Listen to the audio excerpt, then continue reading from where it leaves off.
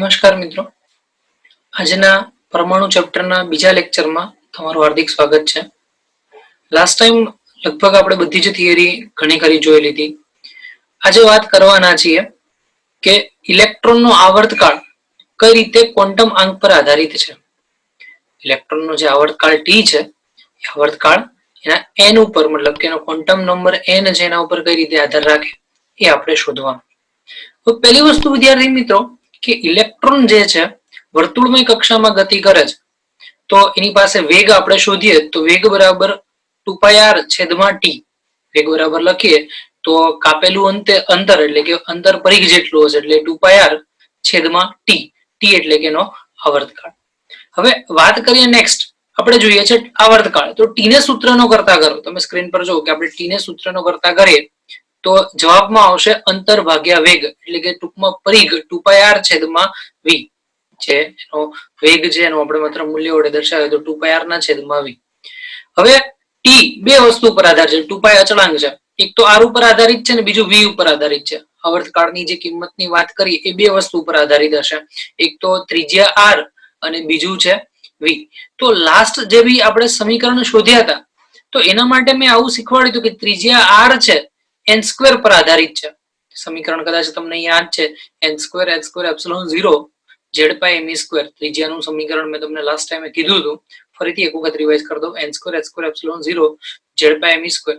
તો r સમપ્રમાણ n square અને v સમપ્રમાણ 1/n એ પણ સમીકરણ તમને લખાવ્યું હતું કે v is equal to e square divided by 2 epsilon 0 nh. v is equal to e square divided by 2 epsilon 0 nh. હવે આ બંને સ્થિતિમાં તમે કિંમત મૂકશો તો t સમપ્રમાણ n સ્ક્વેર અને એના છેદમાં 1/n.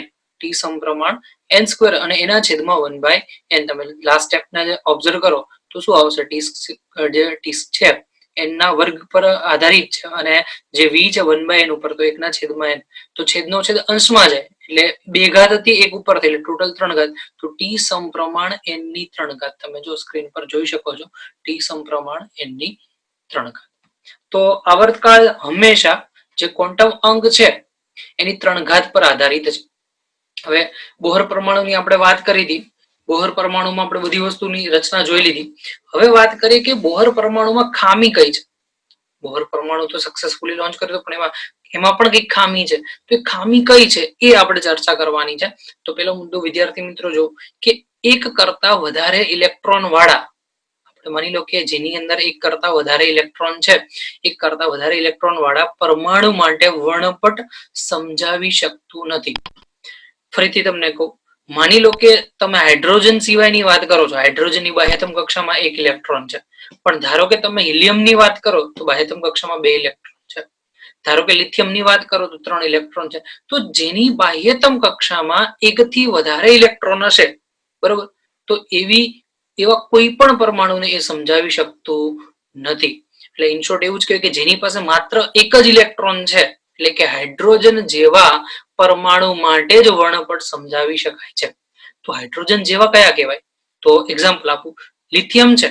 લિથિયમ માંથી હું 2 ઇલેક્ટ્રોન કાઢી નાખું તો 1 જ ઇલેક્ટ્રોન વધશે, તો લિથિયમ 2+ થયું. પછી હિલિયમ છે, હિલિયમ માંથી 2 ઇલેક્ટ્રોન કાઢી નાખીએ, શક્ય નથી પણ આપણે વાત કરીએ કે હિલિયમ માંથી પણ 1 ઇલેક્ટ્રોન કાઢી નાખીએ તો હિલિયમ પ્લસ થયું. તો જ્યારે કોઈ પણ પરમાણુમાં માત્ર 1 જ ઇલેક્ટ્રોન રહેવા દઈએ છે અને ત્યારે આપણને જે વર્ણપટ મળે છે એ વર્ણપટ બોહર મોડેલ વડે સમજાવી શકાય છે, બાકી સમજાવી શકાતું નથી. બીજી વસ્તુ કે હાઇડ્રોજન પરમાણુ માટે ફાઇન વર્ણપટ રેખા જે છે, ફાઇન વર્ણપટ રેખા સમજાવી શકાતું નથી. તમને યાદ હશે કે બુકની અંદર એક તમારે કદાચ આવ્યું હતું કે alpha is equal two c/137. આલ્ફાની કિંમત c ના છેદમાં 137, જેને આપણે કીધું કે ફાઇન સ્ટ્રક્ચર અચળાંક. જે વર્ણપટ રેખાનું ફાઇન સ્ટ્રક્ચર આવે છે તો એ ફાઇન સ્ટ્રક્ચરને સમજાવી શકતું નથી. ત્રીજી ખામી એ છે કે જ્યારે પરમાણુ જ્યારે વિદ્યુત ક્ષેત્ર કે ચુંબકીય ક્ષેત્રમાં મૂકવામાં આવે છે ત્યારે પ્રત્યેક વર્ણપટ રેખા એક કરતા વધારે રેખામાં વહેંચાઈ જાય છે. બેસ્ટ એક્ઝામ્પલ આપું, માની લો કે તમે એક વર્ણપટ રેખાને ચુંબકીય ક્ષેત્રમાં અથવા તો વિદ્યુત ક્ષેત્રમાં મૂકો છો, તો જ્યારે એને ચુંબકીય ક્ષેત્ર કે વિદ્યુત ક્ષેત્રમાં મૂકશો તો એક રેખા છે એક કરતા વધારે રેખામાં વિભાજન પામે છે. તમને એક જ દેખાતી હોય પણ એ ચુંબકીય ક્ષેત્ર કે વિદ્યુત ક્ષેત્રમાં જાય છે ત્યારે એ વર્ણપટ રેખા 1 થી વધારે જોવા મળે જે પણ બોર સમજાવી શક્યો નતો. તો આજે ઘટના થઈ કે જ્યારે ચુંબકીય ક્ષેત્રમાં અથવા તો વિદ્યુત ક્ષેત્રમાં વર્ણપટ રેખા તમે મૂકો છો તો એક કરતા વધારે રેખા વેચાય જાય તો શરૂઆતમાં એને સ્ટાર્ક અસર કીધું હતું. ટોની સ્ટાર્ક નહીં, સ્ટાર્ક અસર. તમે પાછા એમ કહેજો કે ટોની સ્ટાર્કે શોધ્યું એટલે એને સ્ટાર્ક અસર કીધું. ના, એ સ્ટાર્ક અસર છે અને પાછળથી જે અસર છે એને જીમન અસર તરીકે ઓળખવામાં આવે છે. જે અસર છે એનું બીજું નામ અત્યારે લેટેસ્ટમાં ઓળખાય એને કહેવાય જીમન અસર. ઓકે, નેક્સ્ટ હવે વાત કરીએ કે આપણે એવું માનીએ છીએ કે ન્યુક્લિયસ જે છે એ ન્યુક્લિયસ ની અંદર ધન વિદ્યુત ભાર છે અને આર અંતરે ઇલેક્ટ્રોન છે. એટલે આપણે બધું માપીશું કે ન્યુક્લિયસના કેન્દ્રથી અંતર આર સુધીનું, પણ હકીકતમાં જે દ્રવ્યમાન કેન્દ્રની તમે વાત કરો એ દ્રવ્યમાન કેન્દ્ર એક્ઝેક્ટ સેન્ટરમાં થી કઈ રીતે અલગ પડે છે એ હું તમને અહીંયા સમજાવવા જઈ રહ્યો છું. તો આ પોઈન્ટમાં ખાસ ધ્યાન રાખજો કે ચોક્કસ દળના ન્યુક્લિયસ માટે કોઈ ચોક્કસ આપણે ન્યુક્લિયસ લીધું છે એની અંદર કઈ રીતે સુધારો કરી શકાય. તો અહીંયા યાદ રાખજો કે જે સ્મોલ એમ છે ઇલેક્ટ્રોન નું દળ છે અને કેપિટલ એમ છે એ ન્યુક્લિયસ નું દળ છે. અહીંયા પ્રિન્ટિંગમાં મિસ્ટેક થઈ છે મારે, બરોબર. એટલે કે તમારે થોડું ચેન્જ કરવાનું છે કે જે કેપિટલ એમ ઇલેક્ટ્રોન નું દળ લખ્યું ને હકીકતમાં સ્મોલ એમ છે અને જે ન્યુક્લિયસ નું દળ કેપિટલ એમ છે તો એમનું એમ જ રાખવાનું. પછી નીચે તો કમ્પ્લીટ લખ્યું છે કે ન્યુક્લિયસના દ્રવ્યમાન કેન્દ્રનું અંતર છે, એટલે દ્રવ્યમાન કેન્દ્રથી ન્યુક્લિયસનું અંતર આર અને દ્રવ્યમાન કેન્દ્રથી ઇલેક્ટ્રોનનું અંતર આર. આ તમને સિમ્પલ આપેલી છે. હવે આકૃતિ તમે જુઓ. આખી દુનિયા જ્યારે ઓનલાઈન થઈ રહી છે, નવી ટેકનોલોજી નવી લાઈફસ્ટાઈલ સાથે સંલગ્ન થઈ રહી છે અને વર્ક ફ્રોમ હોમ જ્યારે નોર્મલ બની રહ્યું છે, ત્યારે સ્ટડી ફ્રોમ હોમ શું એક સારો આઈડિયા નથી? લર્ન લિબર્ટીની નવી એપ. ગુજરાતની સૌથી પ્રતિષ્ઠિત વિશ્વસનીય કોચ અને માર્ગદર્શક લિબર્ટી કરિયર એકેડમી દ્વારા પ્રસ્તુત છે લર્ન એપ. અને આ એપ ખાસ કરીને ધોરણ 9 થી 12 ગુજરાતી અને ઇંગ્લિશ મીડિયમ તથા નીટ, જેઈઈ મેઇન અને ગુજસેટ જેવી સ્પર્ધાત્મક પરીક્ષાઓ માટે બનાવવામાં આવી છે. તો હવે લિબર્ટીની નવી લર્ન એપ ડાઉનલોડ કરીને આપ ક્યાંય પણ અને આપના અનુકૂળ સમયે અભ્યાસ કરી શકો છો. ખાસ પેલા આકૃતિ સમજો. આ જે વચ્ચેની રેખા છે, બરોબર, સેન્ટરમાંથી આ અક્ષ પસાર થાય તમે જોઈ શકો છો. કર્સર હું ઉપર ફેરવું છું તો એને દ્રવ્યમાન કેન્દ્રની અક્ષ કહેવાય અને તમારું દ્રવ્યમાન કેન્દ્ર અહીંયા છે. હવે એ દ્રવ્યમાન કેન્દ્રથી જે ન્યુક્લિયસ છે જેનું કેપિટલ એમ દળ છે એ કઈક ગતિ કરે છે. જે કેપિટલ એમ દળ ધરાવતું આ ન્યુક્લિયસ છે એ આ બાજુ મતલબ કે તમારી ડાબી બાજુ છે અને ઇલેક્ટ્રોન છે એ આરી જેટલા અંતરે તમારી જમણી બાજુએ છે અને આખી પરિસ્થિતિ ગતિ કરે છે. ધારો કે હું એમ લઈ લઉં કે દ્રવ્યમાન કેન્દ્ર જે ઉગમ બિંદુ પર છે, દ્રવ્યમાન કેન્દ્ર છે એ ક્યાં લઈ લઈએ આપણે? ઉગમ બિંદુ પર. આજે આખી ઘટના તમે જોઈ શકો છો. તો દ્રવ્યમાન કેન્દ્રને મેં ક્યાં લઈ લીધું? ઉગમ બિંદુ પર લઈ લીધું. તમારી ડાબી બાજુ ન્યુક્લિયસ છે અને જમણી બાજુ ઇલેક્ટ્રોન છે. ન્યુક્લિયસ નું અંતર આરએન અને ઇલેક્ટ્રોન નું અંતર આરઈ તમે જોઈ શકો છો. તો તમે એવું કહી શકો કે આરએન અને આરઈ નો ટોટલ સરવાળો કરશો એટલે કુલ અંતર આર મળશે. કોનો સરવાળો કરવાનો? આરએન અને આરઈ નો સરવાળો કરશો એટલે ટોટલ અંતર મળશે આર અને એના ઉપરથી દ્રવ્યમાન કેન્દ્રનું સમીકરણ તમે લખી નાખશો તો MRE is equal to capital M into RN. જેના ઉપરથી આરઈ તમે સૂત્રનો કરતા કરશો. હવે હું અત્યારે તમને સમજાવતો નથી કારણ કે આ દરેક વસ્તુ તમે ઓલરેડી ભણી જ ગયા છો. જે બધી વસ્તુ છે એ દ્રવ્યમાન કેન્દ્રમાં તમે શીખી જ ગયા છો. તો આરઈ ની કિંમત શોધવાનું હોય ત્યારે શું થાય? કુલ અંતર આર ગુણ્યા આરઈ કોના માટે આપણે વાપર્યું? ઇલેક્ટ્રોન નું. તો તમારે અહીંયા દળ કોનું લેવાનું છે? ન્યુક્લિયસ નું દળ છેદમાં એમ પ્લસ કેપિટલ એમ ઇલેક્ટ્રોન દળ વત્તા ન્યુક્લિયસ નું દળ. હવે આરએન શોધો તો મતલબ ઇલેક્ટ્રોન માટે હંમેશા દળ કોનું લેવાનું? ન્યુક્લિયસ નું. જ્યારે ન્યુક્લિયસ ની વાત કરે ત્યારે દળ કોનું લેવામાં આવશે? ઇલેક્ટ્રોન નું. તો જો નીચે લખ્યું આરએન બરાબર સ્મોલ આર એટલે કુલ અંતર કૌંસમાં સ્મોલ એમ એટલે કે ઇલેક્ટ્રોન નું દળ છેદમાં ઇલેક્ટ્રોન નું દળ વત્તા કોનું દળ? ન્યુક્લિયસ નું દળ. એટલે આ બે સમીકરણ તમને મળ્યા. હવે મને એમ કહો કે આ જે ગતિ થાય છે એ ગતિ કઈ રીતે થાય છે? વર્તુળમય ગતિ થાય. વર્તુળમય ગતિ થતી હોય તો રોટેશનલ મોશન પ્રમાણે તમને યાદ છે કે v બરાબર આર ઓમેગા. તમે સિમ્પલ ગણતરી કરવા માટે કહું કે જ્યારે વર્તુળમય ગતિ થતી હોય તો વર્તુળમય ગતિ માટે v is equal to R omega. તો ઇલેક્ટ્રોન માટે તમે લખો તો v ઇઝ ઇક્વલ ટુ શું થશે? Omega into RE. ત્રિજ્યા કોની લેવાની? ઇલેક્ટ્રોનની. તો સેમ એઝ ન્યુક્લિયસ માટે લખો તો vn ઇઝ ઇક્વલ ટુ શું થશે? Omega into RN. ક્લિયર? આટલી વસ્તુમાં ડાઉટ હોય તો તમે મને પૂછી શકો છો. ઓકે, હવે વાત કરીએ કે જ્યારે ઇલેક્ટ્રોન અને ન્યુક્લિયસ બંને ગતિ કરે તો બંને પાસે ગતિ ઉર્જા હશે. તો ગતિ ઉર્જાનું સમીકરણ શું થાય? હાફ mv સ્ક્વેર ઇલેક્ટ્રોન માટે અને હાફ mv સ્ક્વેર ન્યુક્લિયસ માટે. તો જો અહીંયા લખ્યું છે 1/2 સ્મોલ m ve એનો whole square 1/2 capital M vn એનો હોલ સ્ક્વેર. ક્લિયર? કોના માટે આપણે ગતિ ઉર્જા લખી? ઇલેક્ટ્રોન માટે લખી અને બીજું ન્યુક્લિયસ માટે. ચલો હવે બીજી વસ્તુ તમને યાદ છે કે v ની કિંમત આપણે જોઈ r ઓમેગા ના સ્વરૂપમાં. તો 1/2 સ્મોલ m 1/2 સ્મોલ m બરાબર m ઇન્ટુ v ની કિંમત આવશે ઓમેગા સ્ક્વેર r e નો હોલ સ્ક્વેર અને એની બાજુમાં તમે ઇક્વેશન લખશો તો 1/2 કેપિટલ M ઓમેગા નો સ્ક્વેર ઇન્ટુ rn નો સ્ક્વેર. બંનેમાંથી તમારે કોમન કઈ પદ આવે તો એ કોમન પદમાં શું આવશે? Omega square. પણ મેં તમને ઓલરેડી એક સમીકરણ લખેલું છે re ની કિંમત અને rn ની કિંમત. તો આ બંને કિંમત re ની અને rn ની કિંમત હું ઉપરથી શોધી લઉં છું. re ની કિંમત અહીંયાથી લીધી જે કર્સર ફેરવું છે અને rn ની કિંમત અહીંયાથી લીધી.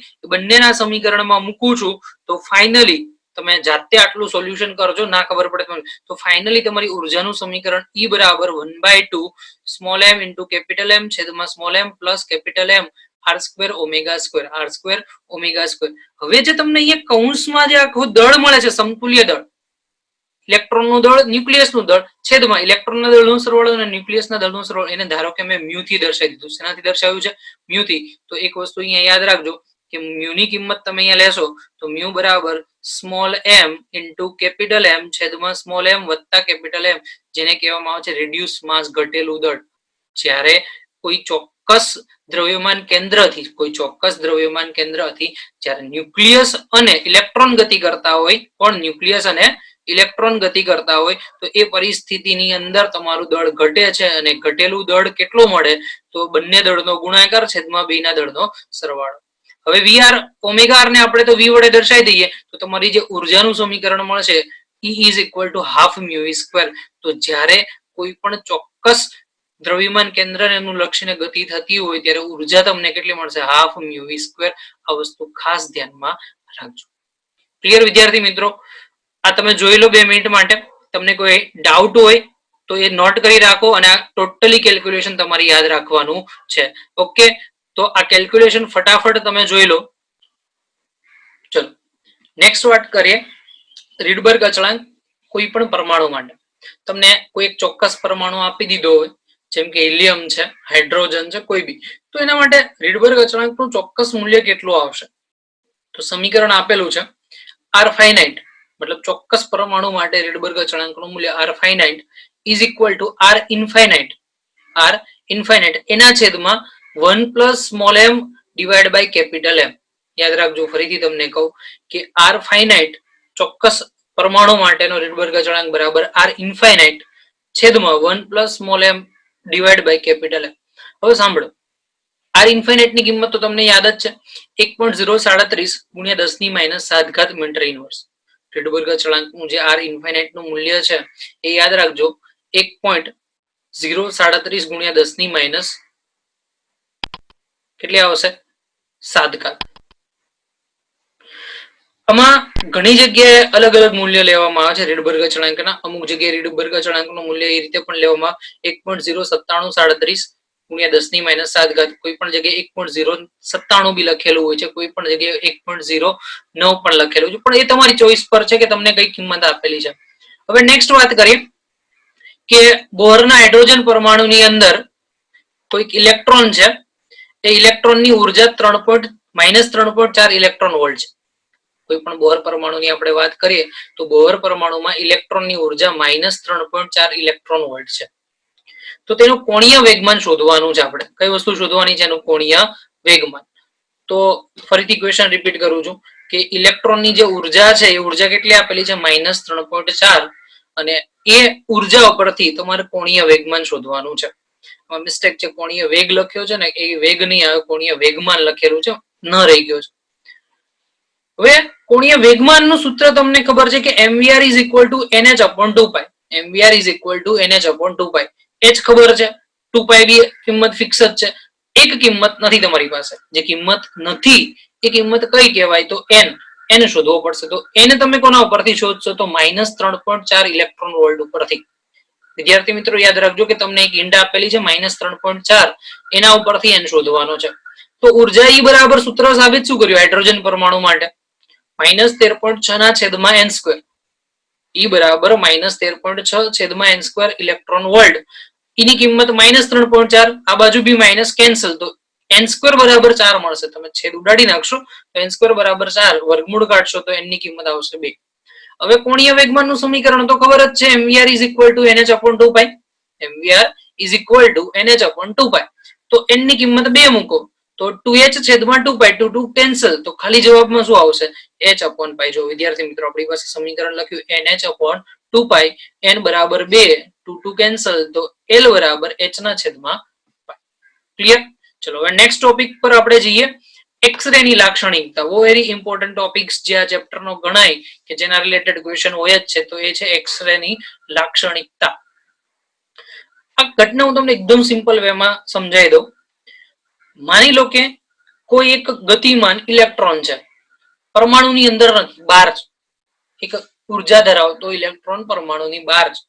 હવે એ પરમાણુની બહાર રહેલો ઇલેક્ટ્રોન જ્યારે અંદર પ્રવેશ, મતલબ કે કોઈ પણ ગતિ કરતો કરતો કરતો આવશે અને પરમાણુની અંદર આવશે, તો પરમાણુમાં જે ઇલેક્ટ્રોન સાથે અથડાય છે ત્યાંથી એ ઇલેક્ટ્રોનને છૂટો કરી દેશે. બરાબર? અને ત્યાંથી ઇલેક્ટ્રોન જે ફ્રી થાય એટલે એ જગ્યા ખાલી પડવાની છે. બરોબર? અને ખાલી પડશે તો ઉપરના જે વધારે ઉર્જા ધરાવતા ઇલેક્ટ્રોન નીચેની કક્ષામાં આવશે. ઉપરના વધારે ઉર્જા ધરાવતા ઇલેક્ટ્રોન નીચેની કક્ષામાં આવશે, અને નીચેની કક્ષામાં જ્યારે આવશે તો એ પરિસ્થિતિની અંદર એક્સરે પ્રોડ્યુસ થાય છે. મતલબ કે વધુ ઉર્જા ધરાવતી કક્ષામાંથી ઓછી ઉર્જા ધરાવતી કક્ષામાં સંક્રાંતિ થાય ત્યારે આપણને એક્સરે મળે છે. તો આવું ડાયરેક્ટ શક્ય નથી. એના માટે એવું કીધું હોય કે માની લો કે કોઈ એક ઇલેક્ટ્રોનનું સ્ક્રીનિંગ કરેલું છે. એક શબ્દ યાદ રાખજો કે ઇલેક્ટ્રોનનું સ્ક્રીનિંગ કરેલું છે. સ્ક્રીનિંગ કરવું મતલબ કે કોઈ ઉર્જા આપી, બાહ્ય રીતે કોઈ ઉર્જા તમે આપો છો અને કોઈ ચોક્કસ કક્ષામાંથી ઇલેક્ટ્રોનને ઉડાડી દો છો. ઇલેક્ટ્રોનને ઉડાડો એટલે જગ્યા ખાલી પડે, તો એ ખાલી જગ્યામાં શું કરશે? વધારે ઉર્જા વાળા જેટલા પણ ઇલેક્ટ્રોન છે ત્યાં આવવાનો પ્રયત્ન કરશે. આનું એક એક્ઝામ્પલ આપું. માની લો કે ક્લાસની અંદર તમે બધા બેઠા છો, 60 જણાની કેપેસિટી છે, 60 તમે બેઠા છો. હવે એમાંથી એક કોઈ દાદાગીરી કરીને એક છોકરો છે, એકને મતલબ તમારા ક્લાસમાંથી એક ડરપોક છોકરો એને ભગાડી મૂકે મારીને. તો મારીને જે ભગાડી મૂકે એ જગ્યા ખાલી પડે. હવે ખાલી જગ્યામાં આવી કોણ શકે? તો સિમ્પલ કે જેની પાસે વધારે ઉર્જા હોય, જેની પાસે વધારે પાવર હોય એ જ બેસી શકે. કેમ? કારણ કે જો ઓછો પાવર હોય તો પેલા તો ફરીથી દાદાગીરી કરીને તમને તો મારીને ઉભું કરી દેશે. તો ઇન શોર્ટ અહીંયા બી કીધું કે જે ખાલી જગ્યા પડે છે એ ખાલી જગ્યાની અંદર વધારે ઉર્જા ધરાવતા ઇલેક્ટ્રોન ઓછી ઉર્જાની અંદર સંક્રાંતિ કરે છે. જ્યારે ઇલેક્ટ્રોન વધારે ઉર્જામાંથી ઓછી ઉર્જામાં સંક્રાંતિ કરશે ત્યારે એક્સરે પ્રોડ્યુસ થાય છે. શું પ્રોડ્યુસ થાય છે? એક્સરે. જો તમને આખી ઘટના અહીંયા સમજાવેલી છે. બહારથી વધારે ઇલેક્ટ્રોન જે છે ઓછી કક્ષાની અંદર, ઓછા ક્વોન્ટમ નંબર વાળી કક્ષામાં આવે અને જ્યારે એમાં પ્રવેશે ત્યારે એક્સરે નું પ્રોડ્યુશન થાય છે. હવે પહેલી વાત કરીએ કે આલ્ફા રેખા. બધાનું તમને સમજાઈ દઈશ. પહેલા આપણે વાત કરીએ કે આલ્ફા રેખા. કે આલ્ફા રેખા ક્યારે મળે? તો સિમ્પલ કે જ્યારે કોઈ ઇલેક્ટ્રોન જે છે એની ઉર્જાનો તફાવત જે છે EL - EK જેટલો થાય. હવે તમે એમ કહેશો કે સાહેબ આ પાછું EL - EK શું? તો વિદ્યાર્થી મિત્રો મેં તમને કીધું હતું કે આપણી પાસે ટોટલ કક્ષા કેટલી છે? કે એલ એમ એન 4. કે એલ એમ એન. તો સૌથી પહેલી કક્ષા કે, બીજી કક્ષા એલ, પછી એમ અને લાસ્ટમાં એન. તો આ બીજી કક્ષા છે. આ કઈ બીજી કક્ષા? આ બીજી કક્ષામાંથી જ્યારે ઇલેક્ટ્રોન પહેલી કક્ષામાં આવે, અહીંયાથી કૂદીને અહીંયા આવશે, બરોબર? એલ માંથી ક્યાં આવશે? કે ની અંદર આવશે. તો જ્યારે કોઈ પણ ઇલેક્ટ્રોન કે ની અંદર આવે ને તો એ જે રેખા મળે એને કહેવાય કે રેખા. યાદ રાખજો કે ઇલેક્ટ્રોન ક્યાંયથી બી ગતિ કરીને આવે, અને ગતિ કરીને આવે જ ક્યાં? કે માં. તો જ્યારે કે માં પ્રવેશે છે તો એ હંમેશા કે રેખા મળે. ધારો કે એમ માંથી આવે છે અને આવે છે કે ની અંદર, એમાંથી કૂદકો માર્યો, આવે છે કે ની અંદર, તો પણ આને કહેવાય કે રેખા. તો સિમ્પલ યાદ રાખજો કે જ્યારે બાજુમાંથી આવે તો કે આલ્ફા કહેવાય, એના બાજુમાંથી આવે તો કે બીટા કહેવાય, એની બાજુમાંથી આવે તો કે ગેમા. એ રીતે ઇન્ફાઇનાઇટ સુધી વધતું જાય છે. તો સૌથી નજીકની જે રેખા કહેવાય, નજીકના ક્વોન્ટમ નંબરમાંથી આલ્ફા, એના પછી હોય તો બીટા, એના પછી હોય તો ગામા રેખા વડે દર્શાવવામાં આવે. કે આલ્ફા ની વાત કરીએ તો આવશે એલ માંથી, કોની અંદર આવશે? કે માં. તો EL - EK, કારણ કે EL ની ઉર્જા વધારે હશે તો EL - EK is equal two HF, અને HF બરાબર HC બાય લેમ્ડા. તો HC બાય લેમડા, અને લેમડા કોની માટે? તો લેમડા આલ્ફા, જે તમારે શોધ્યું હોય તો શોધી શકો છો. માની લો કે કે બીટા ની વાત કરો તો એમ માંથી આવશે, તો EM minus EK is equal to HC by lambda beta. કોનામાંથી આવે છે? તો બીટામાંથી. આ રીતે તમને કોઈ પણ સમીકરણ મળતા હશે. જો આકૃતિની અંદર મેં સરસ રીતે ડાયાગ્રામનો આખો ચાર્ટ તમને સમજાવેલો છે, તમે જોઈ શકો છો. આપણી પાસે સિમ્પલ લાઈન છે કે એલ એમ અને એન. તો જો તમે એલ માંથી કે માં આવ્યું તો કે આલ્ફા, પછી એમ માંથી કે માં આવ્યું તો કે બીટા, એન માંથી કે ની અંદર આવ્યું તો કે ગામા. હવે વાત કરીએ એલ ની અંદર આવે તો એમ માંથી એલ માં આવ્યું તો એલ આલ્ફા, એન માંથી એમ માં આવ્યું તો એલ બીટા, એન માંથી એલ ની અંદર આવ્યું તો એને કહેવાય એલ બીટા, અને લાસ્ટ ની ઉપરની રેખામાંથી આવશે તો એના માટે કહેવાય કે એલ ગામા. બસ આ આખું સ્ટ્રક્ચર એક્સરે લાક્ષણિકતા છે, કંઈ જ અઘરું નથી. સિમ્પલ આટલું યાદ રાખવાનું, આલ્ફા એટલે પાસ પાસેની બે, બીટા એટલે કે એક છોડીને, અને ગેમા એટલે કે બે છોડીને. આટલી રીતે તમારે યાદ રાખવાનું છે. ક્લિયર? અને ઇન્ફાઇનાઇટ પૂછે કે ઇન્ફાઇનાઇટ એટલે છેલ્લી અનંત કક્ષામાં, તો સિમ્પલ એના માટે એન લખવાનું છે. ઓકે, હવે તમારી ચોપડીમાં નથી આ ટોપિક, પણ તમારે ધ્યાન રાખવાનું છે બ્રાગનો નિયમ. બ્રાગના નિયમ માટે બહુ જ સિમ્પલ છે, હું આમાં ડિટેલમાં એક્સપ્લેનેશન નથી આપતો, કારણ કે તમને વ્યતિકરણ વિવર્તન આવડે જ છે, એના ઉપરથી સાબિતી મેળવી શકો છો. બરોબર? અને સાબિતી તમને ના આવડે તો મને કહેજો કે હું તમને લખીને મોકલી દઈશ PDF ના સ્વરૂપમાં, તમે જોઈ લેજો. બ્રાગનો નિયમ, બ્રાગના નિયમમાં એવું કીધું કે બે રેડિયેશન છે, બે રેસ છે. જો તમે આકૃતિમાં જો, રે 1 છે અને રે 2 છે. એ એક બંને જે છે ને એક ચોસલા પર આપાત થાય છે. ડી જાડાઈનું જે ચોસલું છે એના ઉપર આપાત થાય. તો તમને યાદ છે કે કોઈ પણ કિરણ જ્યારે પ્રવેશતું હશે તો પરાવર્તન થશે અને બીજી ઘટનાની અંદર વક્રીભવન થશે. કોઈ પણ એક ઘટના વિચારી શકાય. તો અહીંયા તમે જો રે 1 છે, રે 1 થીટા ખૂણે અહીંયાથી આપાત થઈ, મતલબ કે આ બાજુ તમે ગણશો તો એ સપાટી સાથે થીટાનો ખૂણો બનાવે છે, અને અહીંયાથી પરાવર્તન થાય તો આવી સપાટી સાથે થીટાનો ખૂણો બનાવે છે. ક્લિયર? તો આ પરિસ્થિતિ માટે નેક્સ્ટ તમને વાત કરીએ કે આ જે જાડાઈ ડી છે, તો આ કિરણ જે છે તમને લંબ રૂપે આપાત થતું હોય તો સીધે સીધું કિરણ અહીંયાથી આમ આપાત થયું. હવે એક્ઝેક્ટલી અહીંયા બતાવ્યું નથી, પણ થોડુંક માઇનર આ શું થાય, રિફ્રેક્શન થાય. લંબ રૂપે લંબ સાથે કંઈક ખૂણે આપાત થાય તો એ શું થાય, પાતળા માધ્યમમાંથી ઘટ માધ્યમમાં જાય છે, એટલે અહીંયા થોડુંક ડિફ્લેક્ટ થાય છે. ફરીથી પાછું નીચેની સપાટી છે ત્યાંથી પરાવર્તન થશે, પરાવર્તન થઈને અહીંયા સીધે સીધું આવશે, અને ફરીથી પાછું આ માધ્યમમાંથી અહીંયા આવશે. તો પહેલી વખત તમે જો કે રે 1 અને રે 2 વચ્ચે આટલો પદ તફાવત છે, પછી જ્યારે બહાર આવશે ત્યારે પદ તફાવત કઈક હશે.